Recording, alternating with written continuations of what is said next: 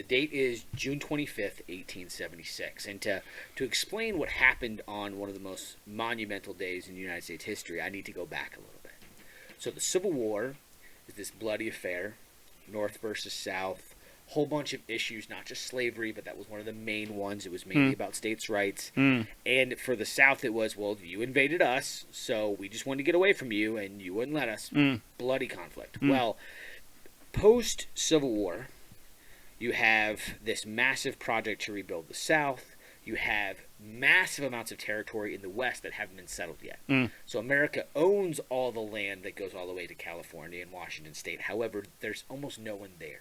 So, as part of an incentive, the government basically opened up huge parcels of land to be sold at very cheap prices in the West. So if you've ever read the Laura Ingalls Wilder books, that type of stuff, the westward migration was massive. Here's the problem. You have this swath of lands called the Great Plains. So North Dakota, South Dakota, Nebraska, some into Montana. And the reason the Great Plains didn't have a lot of settlers in them was because it wasn't really good farmland. I mean, it was hard to farm. But one of the biggest reasons why is because the native tribes there were very powerful. They were extremely good hunters. And they were very good at intimidating and fighting settlers. So, hey, if all the settlers who go to North Dakota come back as raped and scalped, you're like, you know what? Let's go to Minnesota. Not so bad, right? So the U.S. Army has this problem. They actually have a war. It's called I believe it's called the Great Plains War. Where they had a whole bunch of Cheyenne and Lakota Indians that were causing them a lot of problems. And here's the thing is these Plains Indians, they were nomadic. So they would travel from place to place to place to place. You couldn't nail them down. It wasn't like, oh, if we go conquer this city, we'll be fine. No.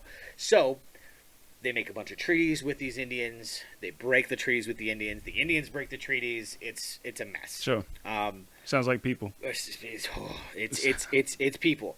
So there had been a treaty where the United States government said, okay, we're going to give you all this land in the Black Hills, okay, as a sacred ground for you guys. And there's a lot of history around that. It wasn't a sacred ground previously. They had stolen it from another tribe. But anyways, there's this rumor there. But then some miners go into the Black Hills, and guess what they find? What? Gold. Ooh. So now that territory that they've said, no. I know we've broken treaties in the past, but we made this new treaty with you guys, and this land is yours. Right. Okay? There's gold on the land. So now we're like, could we not have it be yours? The United States goes back to this Council of Indians and goes, hey, can we buy this land back from you? Right. And they're like, no, we're not having it. One thing leads to another. There's an escalation. There is about 10,000 natives who all refuse to stay on the land that the United States government said, hey, you got to stay in these territories. They come out. So, I mean, like, the United States government's looking at it as a 10,000 person army. It really wasn't. There's about 3,000 warriors. You know, women and children came with them. So they come out to this place near the Little Bighorn River in Montana. And this very famous guy, Lieutenant Colonel Custer, okay, you may have heard of him, Custer's Last Stand. He has a task force, the 7th Cavalry, and they decide they're going to go essentially herd these Indians up and take them back to where they're supposed to be. And he's very confident. He has some experience with Indian tribes, and he is kind of an egotistical a-hole in general. That was what his personality was described as. So he sees this expansion of the tribes coming out from these territories they're supposed to be in. He is tasked with going in. He has about 600 men. Okay? Oh, wow. His men are not properly equipped. They have single-shot rifles, so every time they fire, they have to reload. The natives have repeater rifles, so lever actions. Oh, okay. So they can fire 7-8 times before they have to reload. Dang. And they're highly trained and highly skilled warriors because multiple tribes that had been kind of shoehorned into this area, the weakness of the tribes, and this is a much broader statement, don't kill me history people, in the United States wars versus Indian tribes, is the Indian tribes were all fighting each other as well. So when we would go, oh, okay, this tribe's becoming a problem, they're killing our settlers, they're murdering and raping people, we have to go deal with that. Well, yeah, we're fighting them, but also the tribe next to them is fighting them too. So it's kind of hard. But at the end, they kind of all banded together under this guy named Crazy Horse and Sitting Bull and some other tribal leaders anyways, so they have this big conflagration where they're actually like multiple tribes that normally were killing each other. We're actually like, hey, let's work together towards a common enemy. Right, so, right.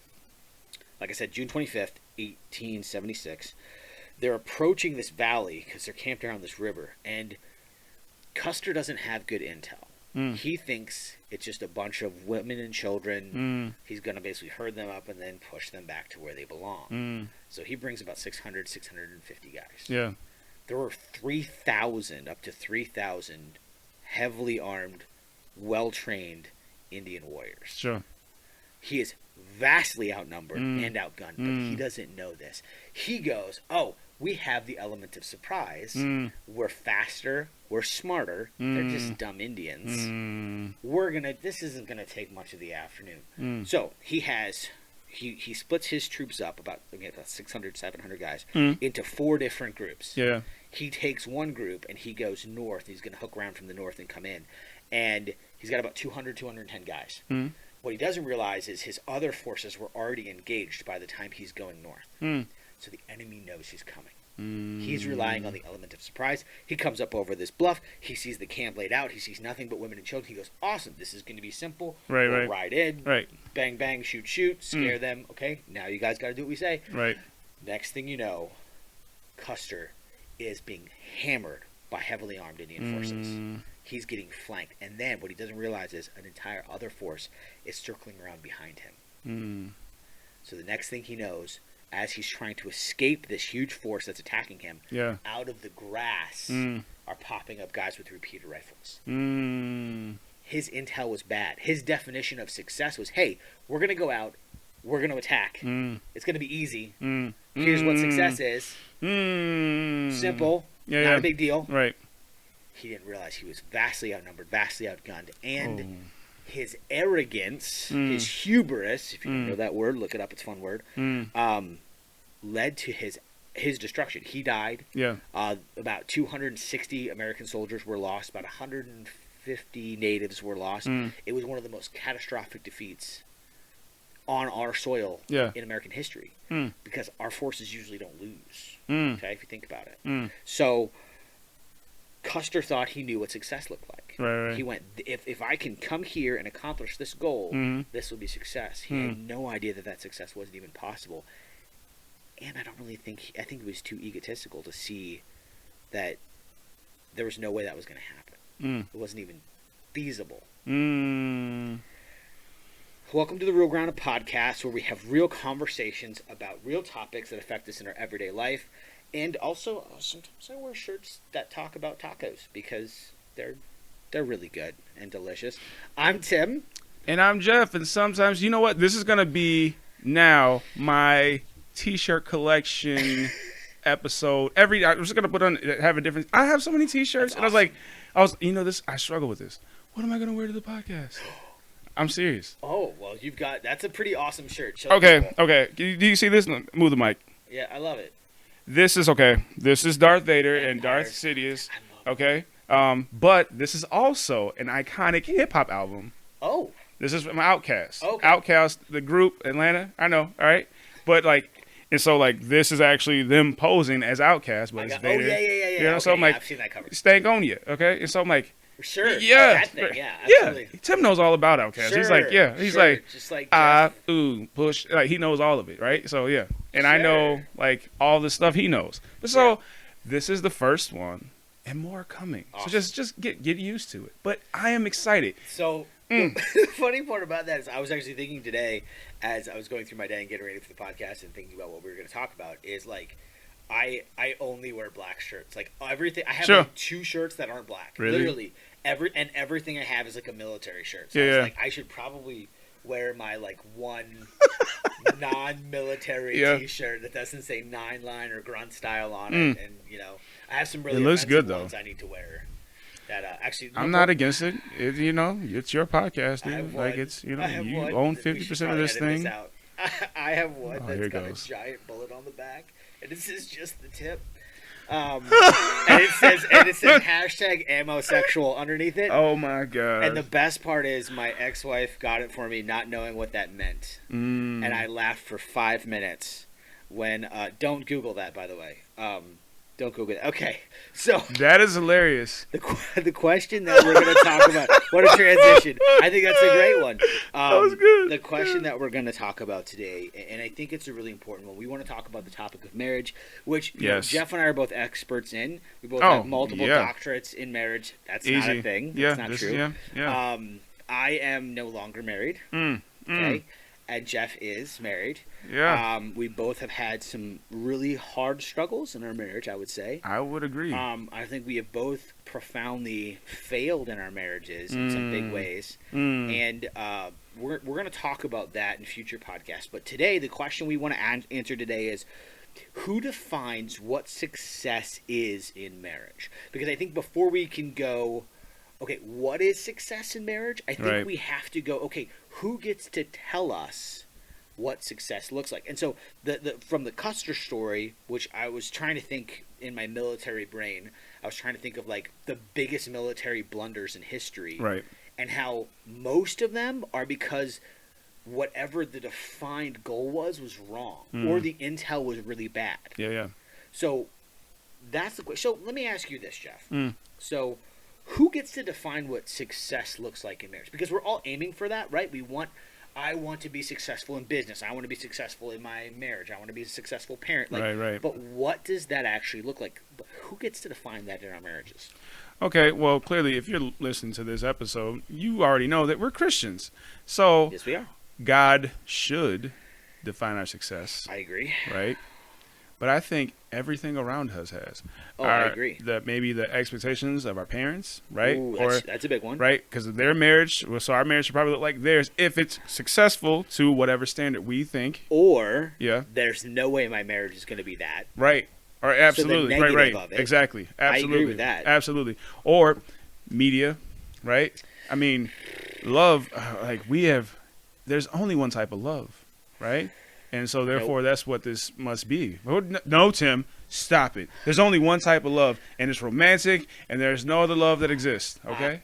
I remember. I'm trying to think who did it. It was some comedy sketch artist. Mm. It was Saturday Night Live, but they talked. It wasn't Saturday Night Live, but it was one of those type things. I know where what you're they talking do sketch shows, and they talked about how every romantic comedy ends right after they finally get together to get married. So it's all this conflict they go through, and then they always break up over something stupid, and then they find each other in the end, and they're like, "Oh, Jerry Maguire, you complete me," which is bogus. That's not true. They will never complete you. Whoever your husband or wife is, they will never complete you, and they can't. Which is, yes. I mean, and that's the thing. The myths that we believe from media, movies, particularly TV shows, books. Oh yeah. And the reason why, and here's the thing, guys. Let me tell you why this stuff continues to get perpetuated. Because it sells. Yeah, absolutely. That's why it comes over and over and over again. It's not that they're trying to tell us this is how you do it. This is what sells, and then we go, well, this is how you do it. Well, I think that we, especially as guys, I think that we want something that is measurable. Yes. Like I'm in the military. You probably already know that if you listen to the podcast on a regular basis.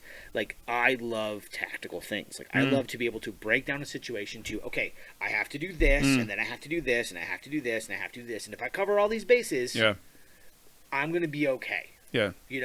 Hey, tactically, if I walk into X situation, I'm going to be okay because I have all of these parameters covered. And I don't know about you, but that never works. It never worked in my marriage. And in fact, the more tactical I became, the less my wife felt loved, which was even worse. And so I think that, let's just go through a couple things. So, what does success look like in marriage? Sex. Oh, it's got to be good sex, right? Well, everything else can be falling apart, but are you having good sex? And especially if you are a guy who is struggling with porn, is looking at porn, has a porn addiction. Both of us have. Yes. Both of us are working through that. Yes. That is incredibly damaging. Yeah, I agree. Because we'll do a whole bunch of stuff on porn. We'll talk about it. Porn's not the point, but like, you want to talk about an unrealistic view of life. Man. Like, it's not real. Yeah. Like, nothing is real. It just isn't. It's completely fake, all of it. And it gives you a horrible, completely unrealistic expectations of you and your wife. Man. What about financially? What is fun? I mean, we could define success as we get to a certain tax bracket. Right. I mean, yeah, let's get rich. Let's get the big house. Let's get, We get out of debt. Right. We Wow. have, Get out this of car. debt. What the hell are you talking about? I know, right? Yeah. No, it's good. It's good. What? Are you, what?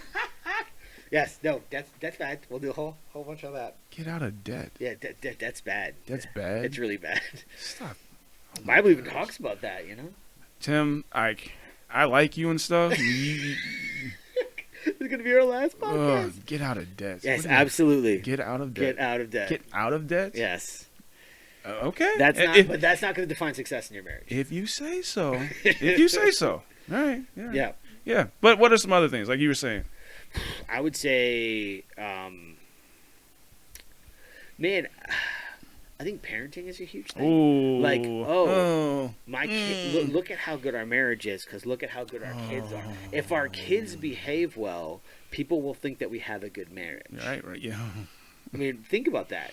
I mean, I've done it. Oh, man. I've done it.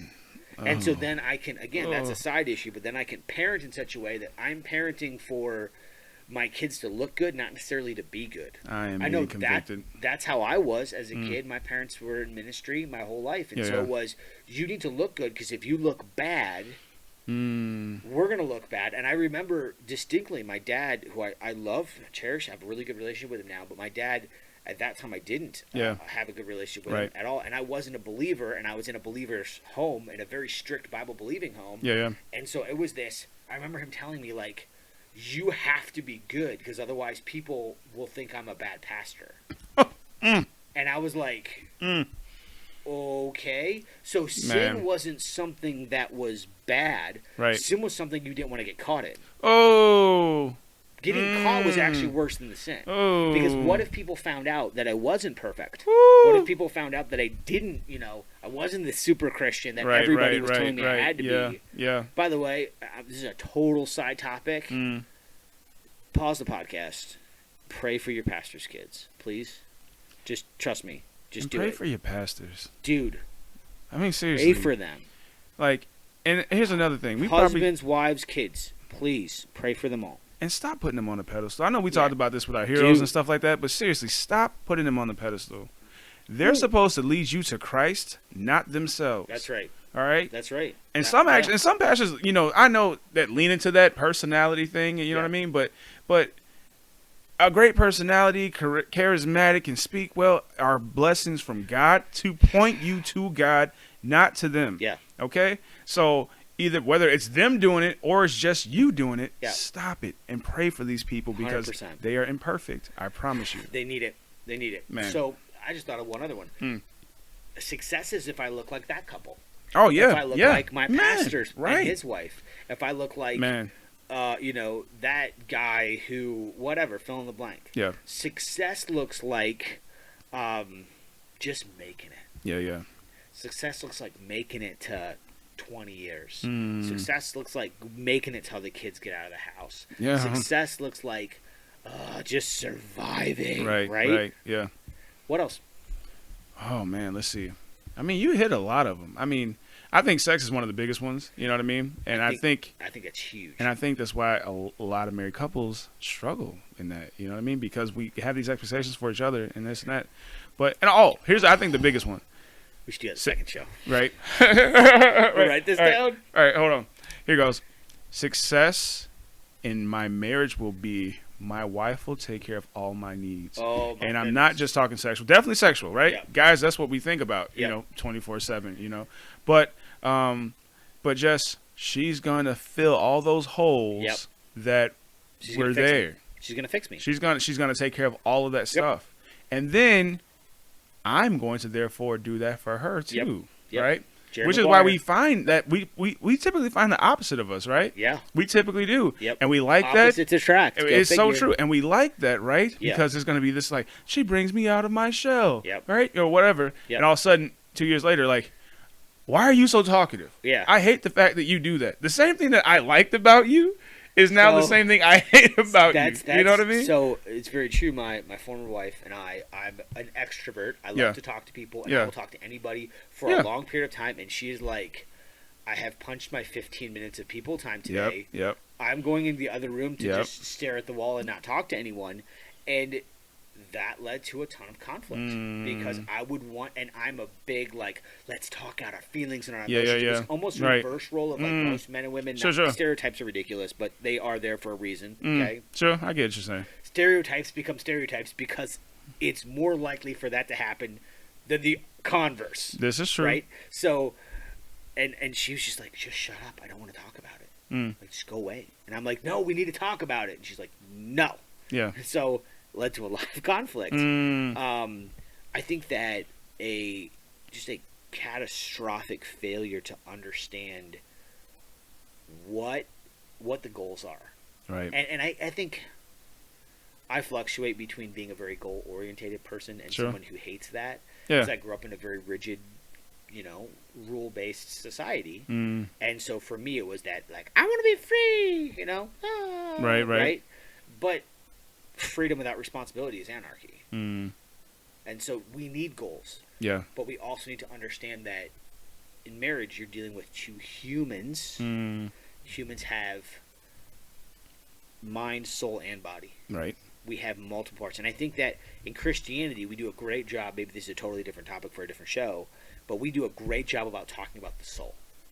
Here's Okay. what's good for your soul. Yeah, Here's yeah. what's good for your soul. And I think that's great. But rarely do we talk about your mind and your body. Yeah, I would Think agree. about it. Your mind is kind of the domain of psychology, and so they talk Sure. about your brain Sure. and all that type stuff. And then your body, I don't even know. I mean, we could talk about, the world talks about what we should do with our bodies, whether that's go work out, Right. or whether that's, sure, it's totally fine for you to sit on the couch and eat 37 Twinkies. Right. You do you, It's like, nah, those are both kind of not good, Like, if you're trying to be a bodybuilder, probably not good.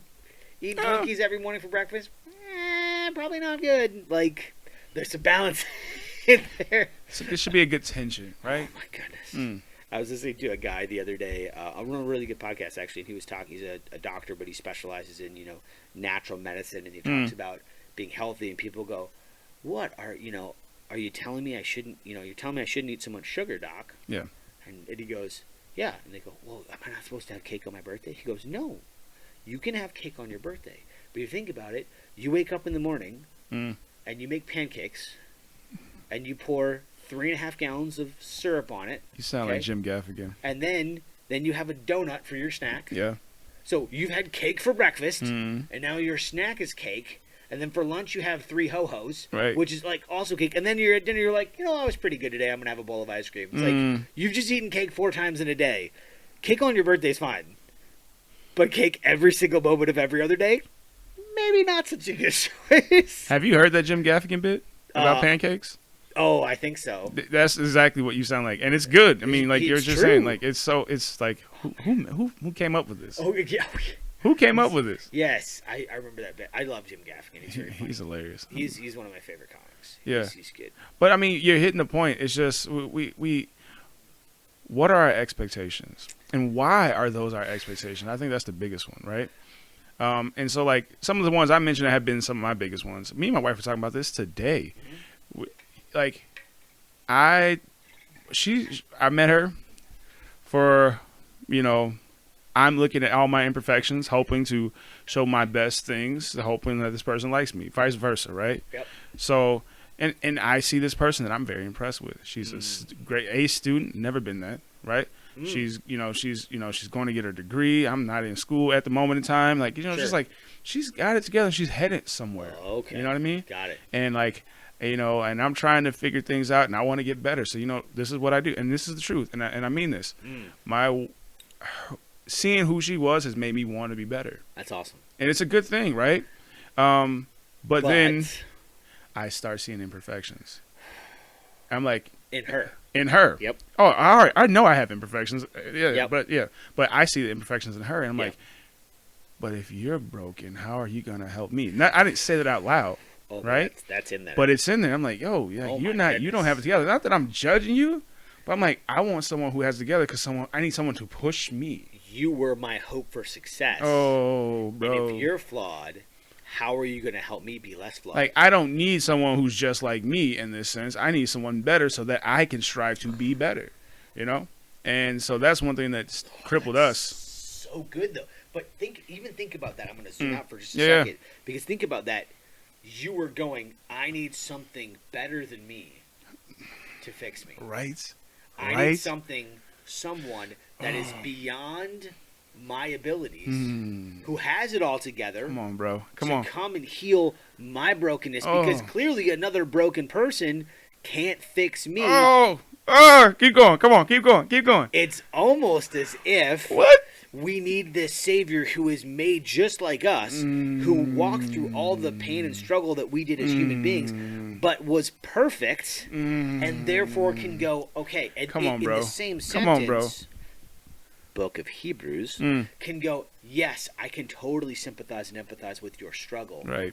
I went through that same struggle, but I did it perfectedly. Perfectedly. I did it perfectly. There we go. I was. It's the right word, wrong usage. I understood what you were saying. Dang it! I understood what you were saying, but I was like, okay. So, but he is perfect in how he lived out his life, Yeah. and therefore he can give us his righteousness while also understanding our struggle. Yeah.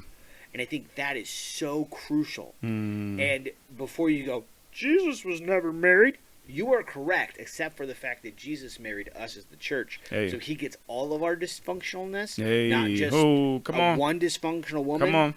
And for all of you guys who want the bonus round of Bible trivia, why could Jesus have never been married? Because you can't be unequally yoked. The Bible talks about that. Ooh. Imagine being married to Jesus. Okay? Just think about this for a second. Oh, so it's my fault? Let me guess, Jesus. You're right again? Of course you are. It's always my fault, isn't it? Yeah, because I'm God and perfect, and you're not. I mean, okay. Oh, it'd be so bad. It'd be awful. It would be and it wouldn't be, because that's what's happening with us right now, though. Right? It's because, let's be honest, it's never Jesus' fault when we mess up. That's true. So it is like, I know what you're saying. Like, if a woman was married to Jesus, I'm like, it would be a nightmare. poor lady. Oh, I'm my like, goodness. serious, like. I've often thought about being his brothers and sisters. How bad that would be. Man. Be like, let me guess, Jesus didn't do it again. Stop lying, James. He's like, but Jesus did it. No, he didn't. He's perfect. You hear Michael Jr., the comedian, he has a joke about that. He goes, like, can you imagine being the little brother Jesus? It's like, awful. they go, look at Jesus, making water into wine and this and that. He's like, why can't you be more like Jesus, James? And I was like, can you imagine? I love that. Like, What did you do today? He raised someone from the dead. Yeah, what did you do, James? You'll never live up to him. and he just stops talking. Like, it doesn't even matter. He's like, yeah, it don't matter. I did a thing, but yeah, like, and it's so true. So, but it's just, we need a savior. Okay, probably Christian if you're watching this. If you're not, awesome. Thank you for tuning in and listening to us, because it means a lot. Seriously. Thank you. And so here's the thing. Think about this in your life right now. Just stop and think. Tim, you hit it on the head, because I was thinking it, but you hit it, and it was beautiful. We need something to save us. Yeah. And I was looking for this woman to save me, because I saw these great qualities in her, and I needed her to save me. And you know what? If it's not her, guess what I'm doing? I need porn to save me, because you know what? It makes me feel loved, because I feel a lack of love, right? I need food to save me, because it makes me feel good and complete, and I don't feel this way. And think about this. And again, we're going to have a whole talk on porn. Maybe we'll do sexuality in our next show. I think it'd be good. I think that'd be fun. The devastating, awful reality of porn is the reason why we gravitate towards it is because a woman is offering everything to us. Oh, come on. But she's asking nothing from us. Man. It is a free gift Man. of unlimited pleasure. Yep. And it doesn't cost us anything. It is a counterfeit of the gospel, which is why it tastes so good. It's like when you drink that thing that says 0 sugar and it's super sweet. You're like, it tastes really sweet. Or better yet, not even 0 sugar, but just, it's corn syrup, bro. Yeah. It's corn syrup. It tastes really sweet. So wow, it's okay, but there's this massive. And it's from a natural thing. Corn is natural. Right. Do not look up on how they make corn syrup. You're gonna throw up. Man. So I think you're absolutely right, and I think that the definitions that we came into marriage with of what success is determine where we fall. And And can we just be honest? Two sinners living in close proximity to themselves is going to always make for a lot of sparks. Yes. Okay? It's like, let me store the gasoline right next to my lit blowtorch. I'm sure nothing bad's going to happen. What could go wrong? I mean, I heard it phrased this way, which just made me laugh and kind of, look up and go, really? But men and women are different. Sorry to tell you that, but they are. This They're is very completely true. different. I mean, think about how different your brain is from your wife's brain. Oh, man. How it works. Seriously. You can look at the exact same situation and think two completely different things. Got us in a lot of hot water before. And you have to try to help her understand where you're coming from, and she has to try to help you understand where she's Yes. coming from, and it takes work. So God takes these two people who He created to be different. We'll get into that hopefully in a little bit, and He goes, okay, work together for the rest of your lives. Mm-hmm. This is pre-fall, by the way. This is Genesis 2. There's no sin. And it's already like, okay, I'm going to give you and your wife different skills and talents. Right. So you're going to have stuff that you're really good at. She is awful at. She's Sure. going to have stuff that she's phenomenal at that you Right. are terrible at. Right. And you have to work together for the common goal. Yeah. And then you introduce sin into it, where we selfishly go, yeah, but I want her to just do what I want. Because that's what sin is. That's what pride is. Right, come on now. I'm God. You have to do what I say because I'm in charge. I make all the rules. Come on, I man. mean, and it doesn't matter if you're 2. I mean, take a cookie away from a 2-year-old and Right. watch what they do. Right. Okay? That was mine. And they're going to, I remember listening to a guy a long time ago. I think it was Paul Washer. He talked about, he goes, if you take a toy away from a 2-year-old, Yeah. if that 2-year-old was 6'4" and had enough strength, he would kill you Right. and rip that toy out of I think your Chandler hand. said something like that. I remember him saying something with, like that. with, with like no remorse Yep. whatsoever. Yeah. And that's true. Yeah. So I think we have to get back to the origins and go, okay, if we're going to be successful in our marriages, okay, I was not. Jeff, I think, is striving for it. Whoever's out there, whether Trying. you are married, whether you are divorced, whether you are single and not yet married, and you're going, okay, I want to know what the goal is before I would have loved to had somebody tell me all this stuff before Man. I got married, and I don't think I probably would have listened because I thought I was smarter than I am. Maturity. Sometimes you got to get the crap kicked out of you to earn a little bit of it. Don't put that much weight on the bar. Oh, yeah. You never Right. do. You never do that twice. Not ever. I agree. I can't breathe. I'm gonna die. I also broke a rib. This is no fun. I have this conversation with my kids all the time. They're about to do something, and I'm like, I know it seems like fun to ride in the ambulance and go to the ER. It's really not. Stitches, cool story, not fun to get. Come on now. Come on now, bro. I'll have to tell that story some other time. Hey. I have one stitch. I've only had one stitch. Oh, really? I've never gotten stitches. Really? Yes, that's Oh. One stitch. All right. All right. We'll wait. We'll tell stitch okay. stories. So yeah, because you probably have more than me. I do have more than one. That's impressive. I can still say I've never had stitches, There you go. which I'm proud of. So, Jeff, who gets to define marriage and what success looks like in marriage? God should define the success in our marriage. Yep. Hands down. Why? He created it. Okay. Go into that. Let's go back to Genesis. Let's talk about it. All right. There's Adam. He created Adam, created all these animals and the earth for him to be in. Yeah. Adam's out there naming the animals. Yep. All this awesome stuff, Yep. right? And Adam's looking for a partner. Yeah. He's looking for someone.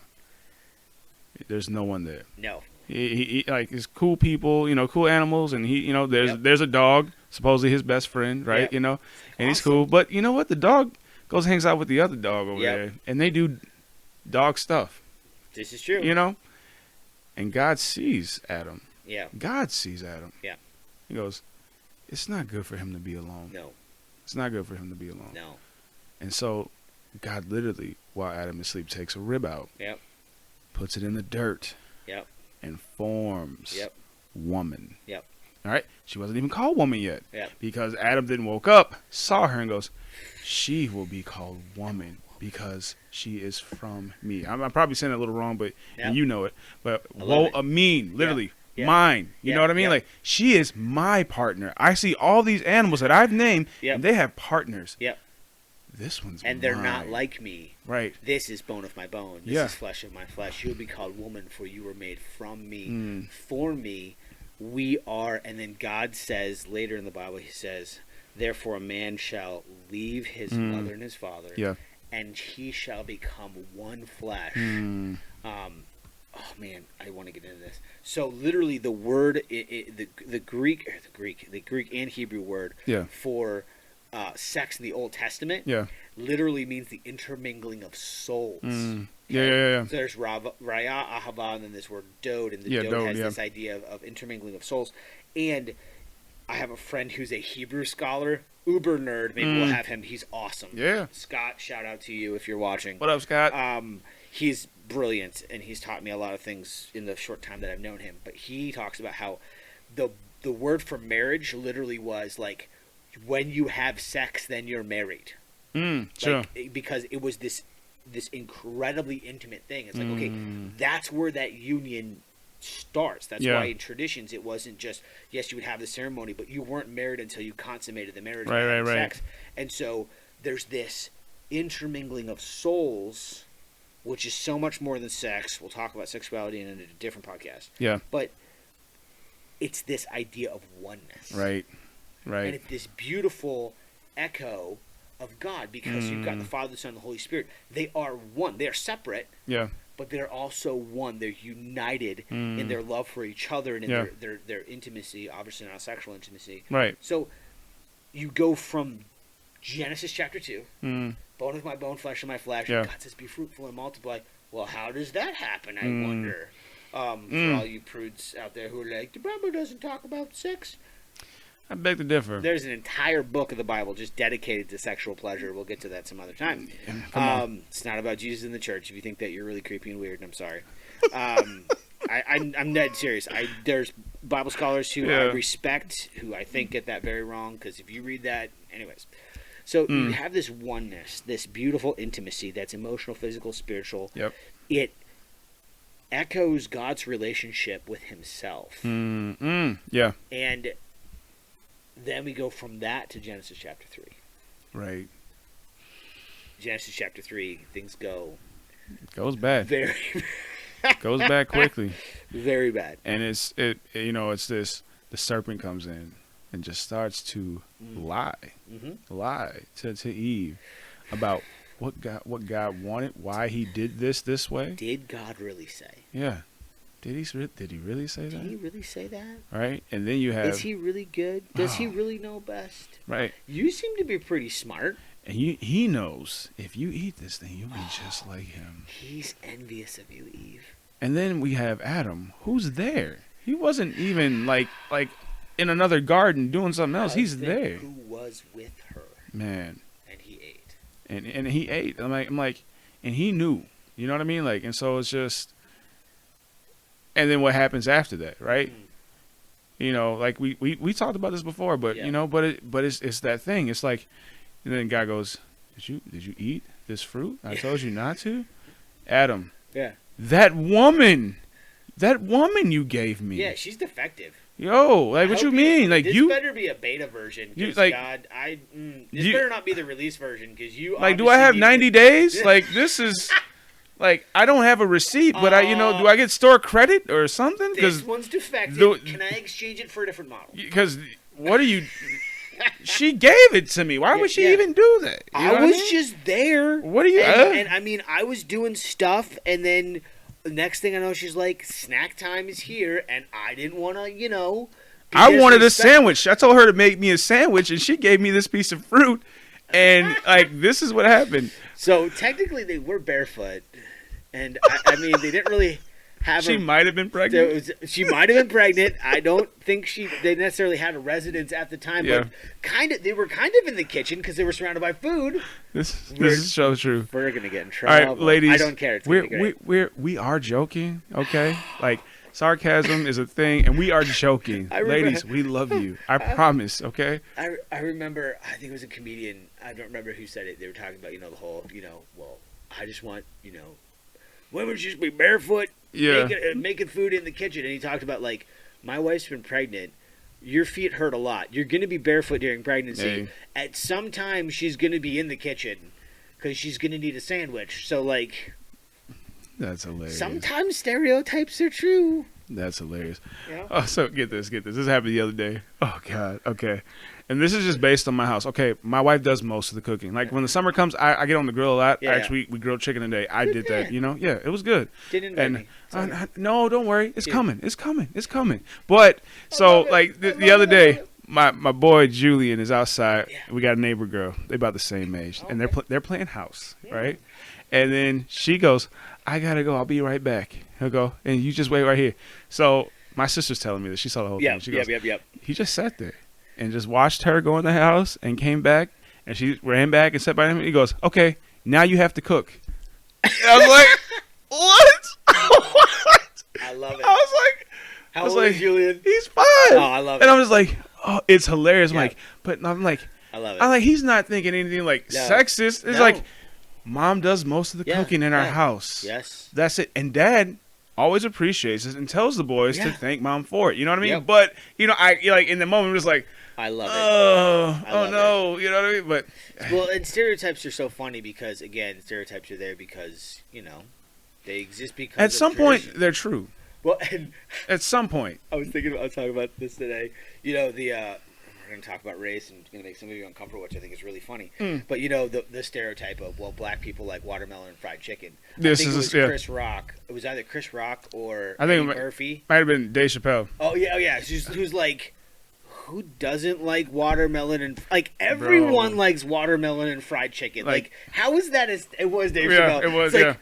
And I'm like, yeah, That's a great I point, Like, like- both of those things a lot. Like Who is this person? Like, ha ha no, ha. no Those watermelon people. and no fried chicken. Like both of those things are. Sounds like wonderful. I'm gonna have a good summer, and you're gonna be eating You're cantaloupe gonna or be something. I don't know. Can we agree? Cantaloupe sucks. Yes, yes. I knew I loved you. I knew it. Honeydew. I do Delicious. honeydew. I'll do a Cantaloupe honeydew. has that weird aftertaste. I've never really been a fan. Not a I'm like, fan. just give me a watermelon all day, all day. So I'm not a huge fan of watermelon. I like it, but I had a brother. I still have a brother. What? He's not dead. When I was a teenager, I would come downstairs, and my middle brother Steve. Hi, Steve, if you're watching. What's up, Steve? He would cut the big ones. Yeah. Not the seedless ones, not the little guys like this, but like the ones that are giant. Oh yeah. He would cut it in half and just with a spoon. Yeah. And I walk downstairs and he'd be sitting there in his underwear, of course, because we're 3 boys and 4 boys if you include my dad. Sure. We didn't wear pants a whole lot. We just didn't. And he's just like, and I couldn't understand how you could eat half a watermelon. That is, Oh really? Oh man, that's. I don't like it that much. Yeah, I really? still like it. Oh, I but- love it. Like a hot, like we work outside all day in the middle of summer. Oh, yeah. And my wife, okay, again, she's in the kitchen a lot, Yep. and I appreciate her for this. Amen. Okay. Amen. But she'll take the watermelon, cut up in like chunks and slices, and it's like it's in a container in the fridge, and like I literally Oh, it's got home cold? and it's Just- just cold, and I'm like a piece or two, Oh, yeah. and then like It's just gone. just That's awesome. and awesome. I'm like, See, I This love is fruit. I'm so just like, I would rather good. eat like strawberries or something, frozen grapes. ooh, yeah, frozen grapes is good too. I once yeah. had a lady in our job Mm, who was very nice, little Asian lady, didn't speak hardly any English. mm, She's like, wait, you wait here. yeah, And she runs back in her house, and I'm like, yeah. she goes and gets a mango that she had grown in her garden and gave me What? this thing was like ginormous. Man, come Fresh mango, on. middle of the summer. I was like, thank you. You Bro, I are would've- so sweet. I would have cried, I bro. went back and I like just sat in my truck and I cut it open with my knife and my Yeah. hands were so sticky. I bet. And it was wonderful. I was just like that drenched is. in mango. I Ah, was like, and it was like it made my day. So yeah, mangoes are wonderful gifts. they are good. I do love mango. They are good. Yeah, I've got a daughter who she doesn't like mango, but she Mm. likes dried mango, yeah. which is weird. Anyways, All we're way right. off topic. It's okay. We did get So- way off, but So back to success was defined as be fruitful and multiply, fill the Yes. earth and subdue it. yes, Go together. yes, Okay. yes. Marriage is about being together. Yes, it is. Okay. And accomplishing the goals that God has for you. Mm, husbands love your wives. Wives respect your husbands. Yeah. Both of you echoing what it means to mutually surrender to each other in Christ. There are important roles that are there. Yeah. But what success looks like is going every day. I'll talk to the guys. I am not a woman. I'm not going to tell you what it means to be a woman because I have zero experience there. But for a guy, the Bible's very clear. The Bible talks about marriage and it says success looks like husbands loving your wife as Christ loved the church and gave himself up for her, which is an impossible task. Okay? Yes. So God's calling you into the impossible. What does success looks like? It's impossible for you to achieve it. Man. Which is why you and I need Jesus. Yes. Okay? So the Bible calls us to die to ourselves and to put her needs before ours and to love her well. And to constantly bathe her in prayer. I believe in 2 Peter talks about, hey, if you are not loving your wife well, God's not going to listen to your prayers. Which is convicting to me. Come on now. Right? It's like, oh my goodness. So who gets to define success? Obviously, it's the Creator and the King who designed marriage to echo His own glory. And here's the thing, okay? And I know you know people like this, and I know people like this. The people who you look at their marriage and you go, I want that. Yeah. Oh yeah. Whatever they have, whatever they've been smoking, whatever they've been drinking, like whatever they use for success, I want that. Yeah. And it's not perfect. Yeah. But you go, that's authentic and awesome, and I want it. I bet if you ask them, to a man, to a woman, they'll go, I got to surrender to Jesus on my own. I got to not worry about my wife. I'm not accountable for her. I can't fix her and I can't change her. Yeah. I have to work on me, be humble, seek God, find out where I'm, and own my own failures. Repent, ask for forgiveness, and work through that on my own. Yeah. But who gets to define success? Jesus does. Yeah. And I think that maybe we just need to hold one on what does success look like. But I think success doesn't look like we think it does. This is what I'm learning in life. Like, I think we talk about it here on the podcast, but what happens a lot of times, like, I get my quiet times. If I'm going through something really hard, you know, it's just, it's not fun, but I give it all to him, right? Yeah. And I find myself many of the times, like, getting out of my quiet time, and I'm in a better place. Oh, yeah. And yet nothing about what I'm going through has changed. Yeah. And the thing is like, I think it's just that. You've changed. Exactly. And I think that is what marriage or anything is supposed to do. Sure. Right? In the sense of not just I need to change, but it should bring me closer to my Savior. The celebration should be like, thank you, Lord, for this gift. And the hurtful times should be like, Lord, this is hurting me, and why? You know what I mean? Yeah. And then what it turns out is I'm broken, and we've talked about this, right? Sure. But things in my marriage hit those broken places. And isn't that the worst? It is the worst. Yep. Because I'm just like, you're the one who's supposed to help me.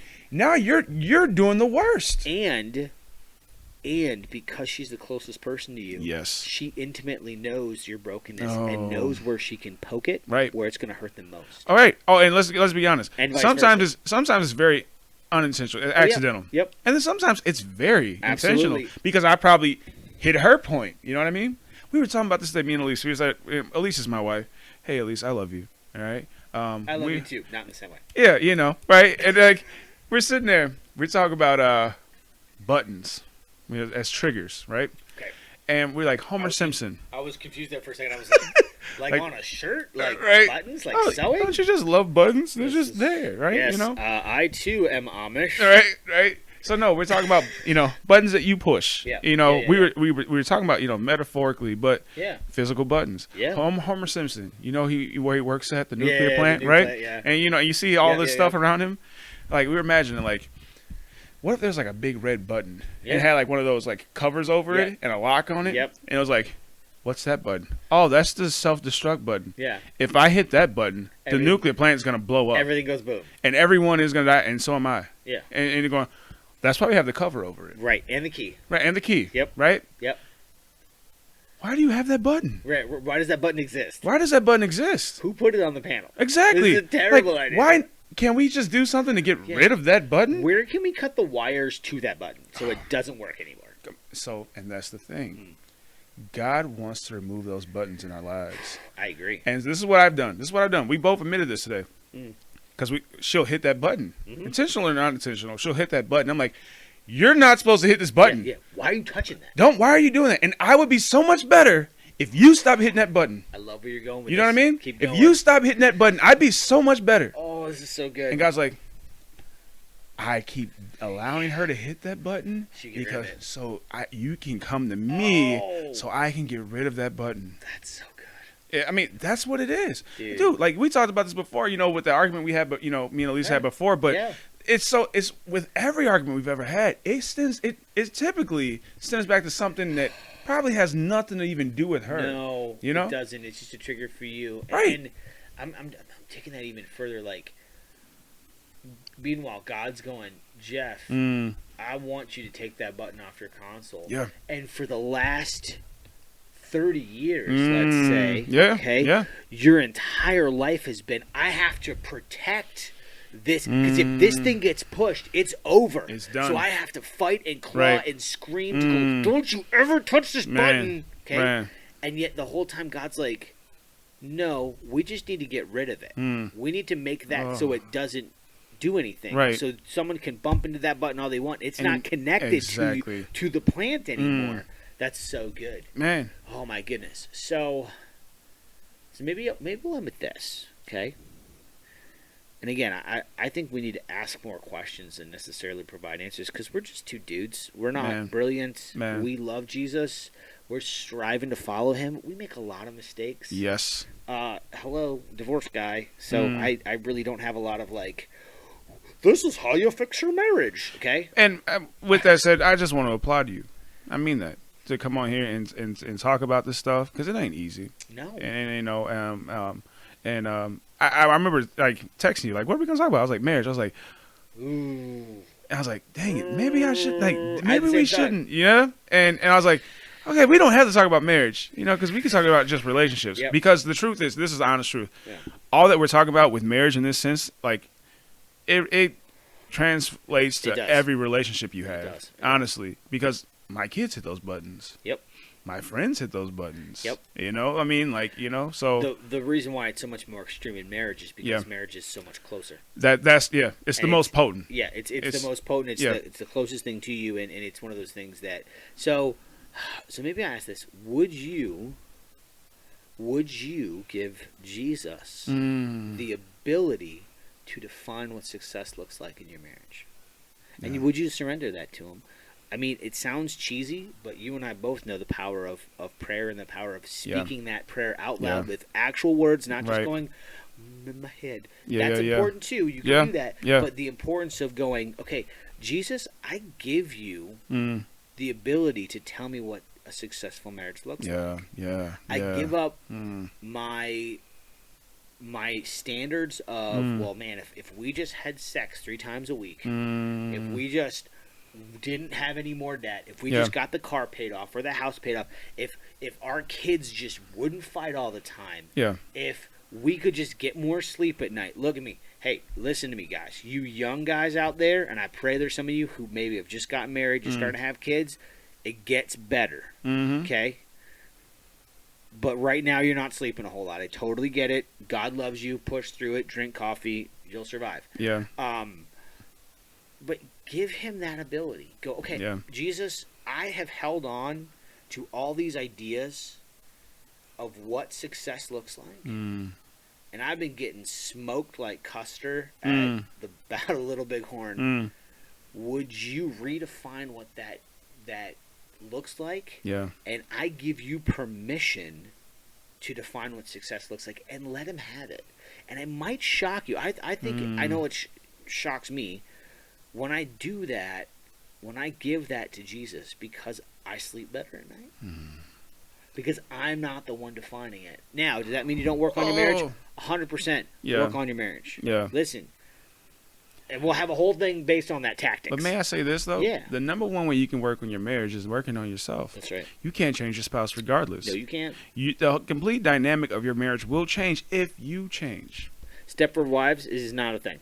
Oh, right. Just Yeah. Like, oh, if my spouse is better, I would be better. And that's Yep. a bunch of BS. Because, again, Yep. now you're giving your power to somebody else. Yep.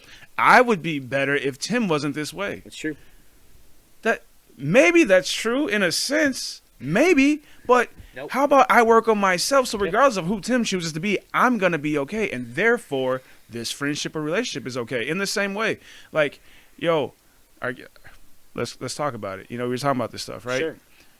I have anxiety Mm. with my wife because I have not valued myself well Mm. just in life, Yeah, that's right? true.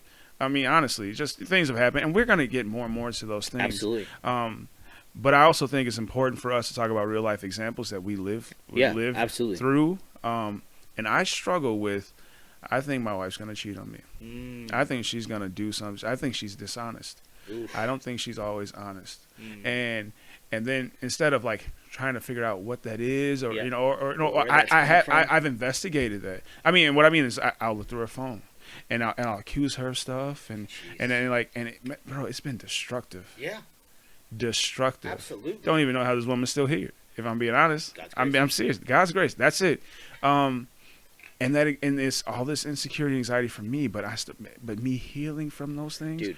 really seeing it for myself, and really digging into it, and really allowing God to do it. Yeah. And this is what I've been learning. Mm. And it's not even just my marriage, because it was way more than my marriage. Oh, yeah. It's all these memories, Absolutely. right? All these traumatic things that have happened, Sure. and I started to realize that those things don't define me, No, they don't. and they always have. Absolutely. They always have, Tim. Yep. And I started to understand these things don't define me. And then I'm like, Mm. so this is what I've been learning to do.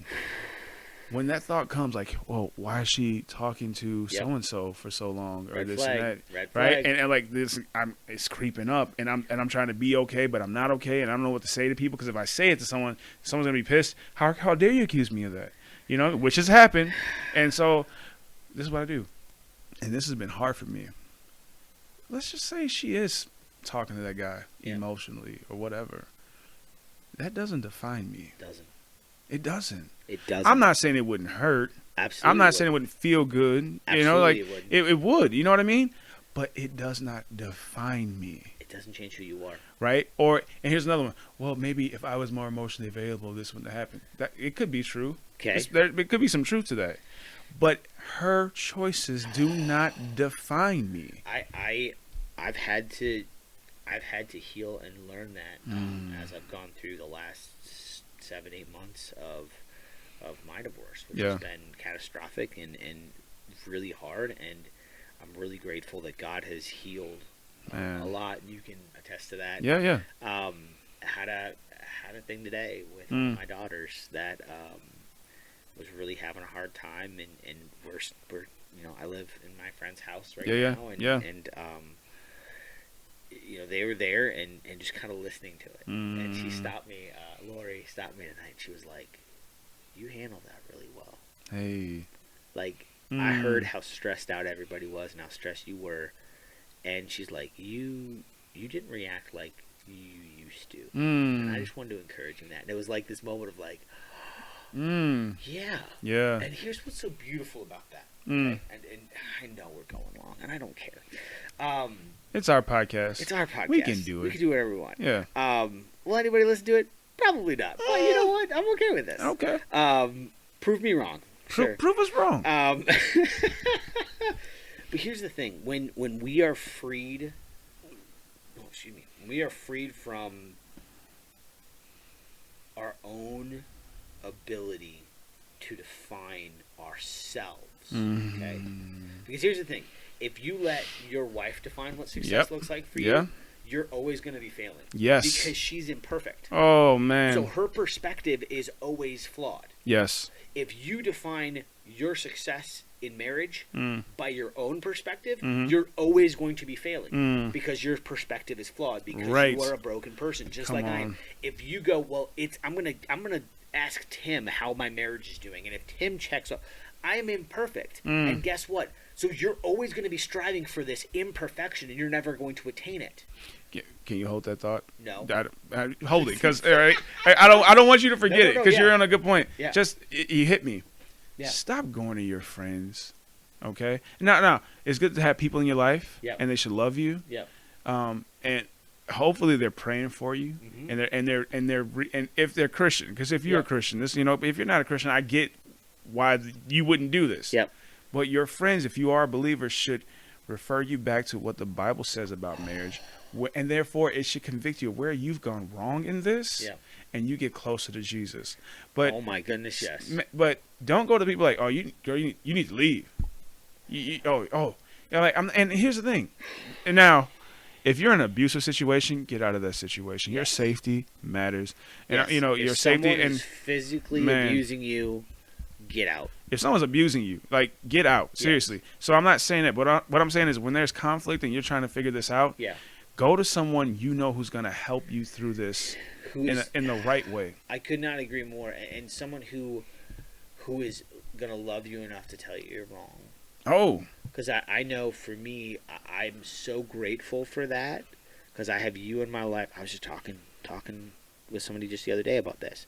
I'm so grateful that I have people who love me enough to tell me I'm wrong. Amen. Because if you hate me, you're going to go, well, I think Tim's really wrong, but I don't want to piss him off. Right. So, no, you're doing great, buddy. Right, you're doing great. I mean, he's not doing great, but you know what? You just keep down that path. That path's going to lead him to destruction and death and hell. But you know what? No, I mean, I don't want to offend you, so you hate me if you're going to say that. Or at the least, we love our comfort more than helping you in this situation. Oh my goodness! And like, I'm guilty, bro. Like, I'm guilty of that because I'm just like, I don't want to rock this. Yeah. I feel like I only have so many deep friendships. I'm like, just don't risk it. Right. Don't risk it. Right. But here's the thing. We've dealt with that, man. Yeah, and we have, and it's like, then how do you know you really have a brother? Yeah.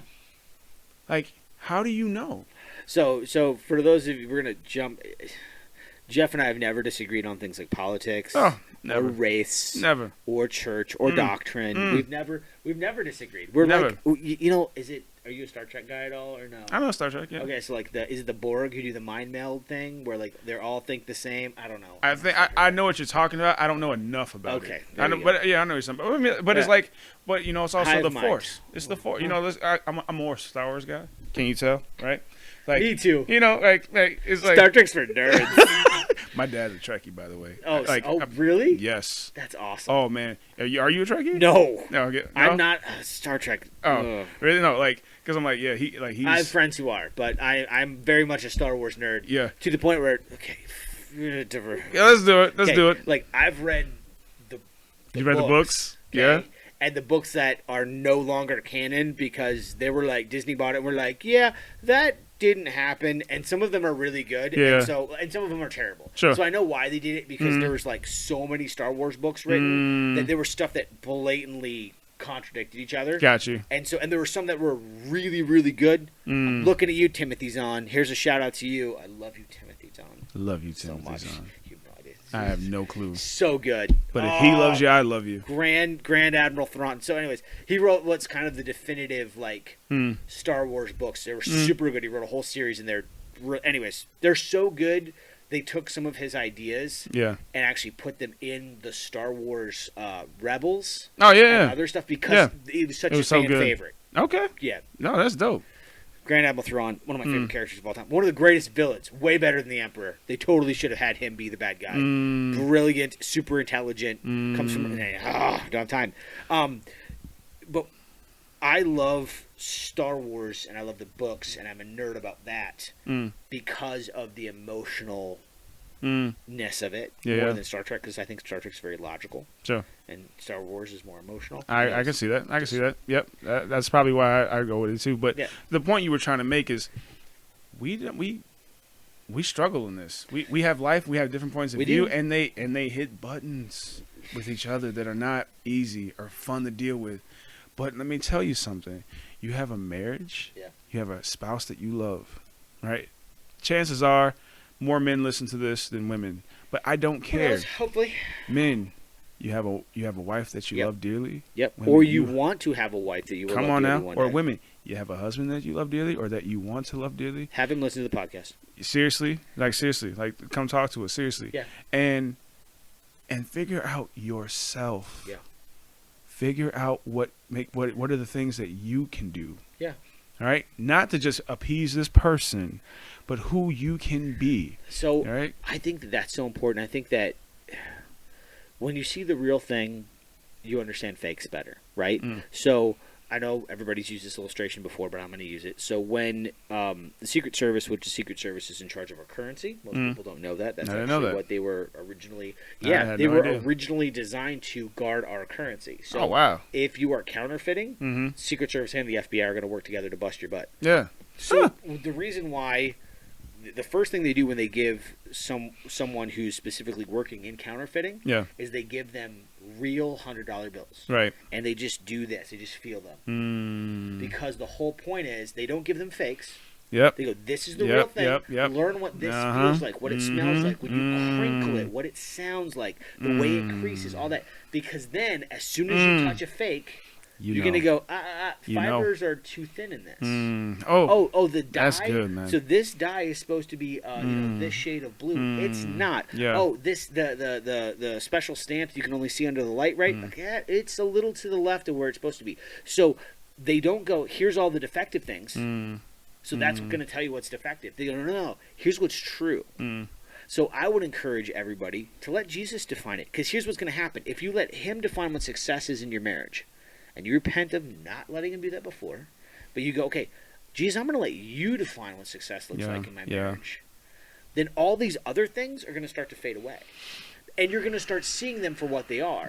So you're talking with your wife and you're having a really good conversation, and all of a sudden it goes sideways and you're like, oh, I wanted my wife to fix my issue in this. Right. No. My wife can't fix my issue in this. Jesus has to fix my issue. I need to get on my knees and ask Him to heal this brokenness in me, because she doesn't have the ability to do so. Yes. So the real is going to start making the fakes become more obvious. Yes. And then, Yes. this is going to sound nuts for all of you out in podcast land, then this crazy thing happens. But as you grow and you mature and you change, you become more attractive to your wife because you look more like Jesus.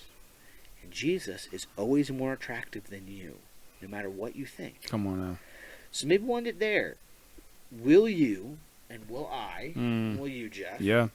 let Jesus be the definition, be the definer of what success looks like in our marriage, instead of media or our parents or Hollywood or our pastors or whatever?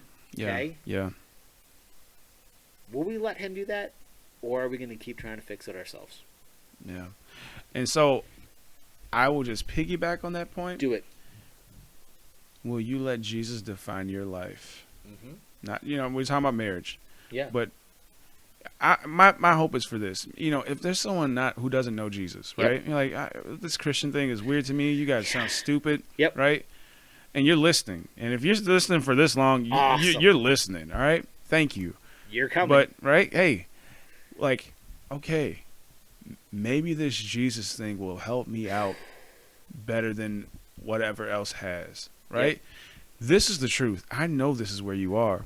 And I know this because I'm there too. I'm broken. And I got some issues, man. And Me too. they need to be really dealt with or healed or whatever. And like I said, I'm going to counseling. And I thank God for counseling. But Yeah. I know this, though. If I just got to see my problems, what difference does it make? Nope. But really dealing with it. And for me, always now taking these problems under the light of the gospel, under the light of what I know in Scripture. It is everything.